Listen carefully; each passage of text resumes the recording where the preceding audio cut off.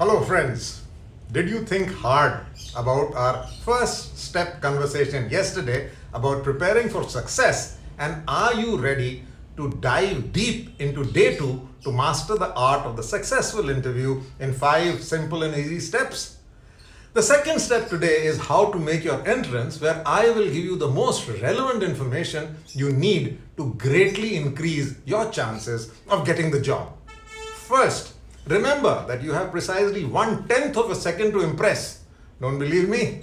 Okay, but that's research from the Princeton University which says that interviewers, like everybody else, forms an impression of you in the blink of an eye and are then inclined to interpret everything that subsequently occurs through the lens of that first impression. You therefore need to project confidence, friendliness, and right from the moment you walk into the interview room. In such a context, action point number 1 is to color code yourself. Psychology specialists assert that blue, being reassuring, is the safest to wear.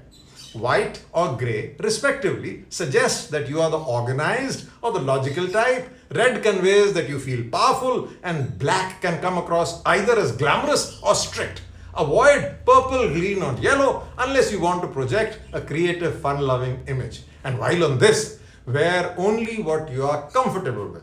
Traditional is equally formal as Western. Your choice.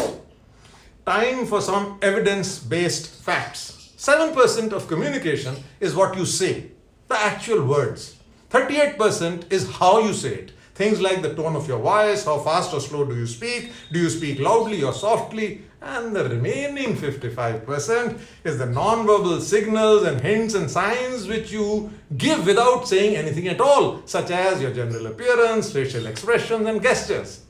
Keep your body language open and receptive by maintaining eye contact, sitting up straight and leaning in towards the interview to signal your interest and enthusiasm. Don't cross your arms, tap your feet, or drum your fingers, or play with the pens, pencils, or notepads.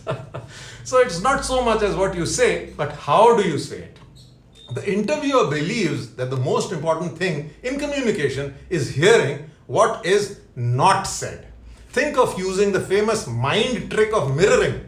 When people start becoming comfortable with each other, they copy the body language of each other. So, speak confidently, expressively, and avoid verbal tics such as adding, like, whatever, okay to your sentences. 3. While your parents were correct when they told you that a firm handshake creates an immediate positive impression, in these COVID times, a Namaste accompanied with a genuine smile will work just as well, perhaps even better. Work and read the room, meaning if more than one person is interviewing you, which most often will be the case, make sure that you don't only focus on the person who's asking you the most questions. It may well be that the interviewer who says nothing is the one who makes the final decision to hire you. So, maintain regular eye contact with everybody in the room. And finally, how you can overcome unconscious bias. While you and I and the interviewer too would like to believe that interviews are fair and an objective process, recorded evidence shows that some candidates have an unfair advantage from the start. This is known as unconscious bias, which is the tendency to favor those who look and act like we do, belong to the same school or the same hometown, or those who we judge to be physically attractive or charming. The good news is that if you prepare thoroughly, provide intelligent answers, speak confidently, put in some effort to build rapport, impress the interviewer as a sensible, thinking individual, unconscious bias can certainly be overcome. Remember, all genuine and non-sleazy organizations recognize that the most potent and important physically attractive attribute you can have lies between your ears. And that's the bottom line.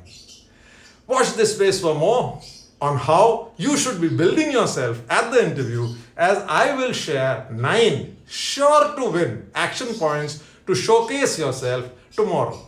That's all for now. Thank you for watching. Bye bye and take care.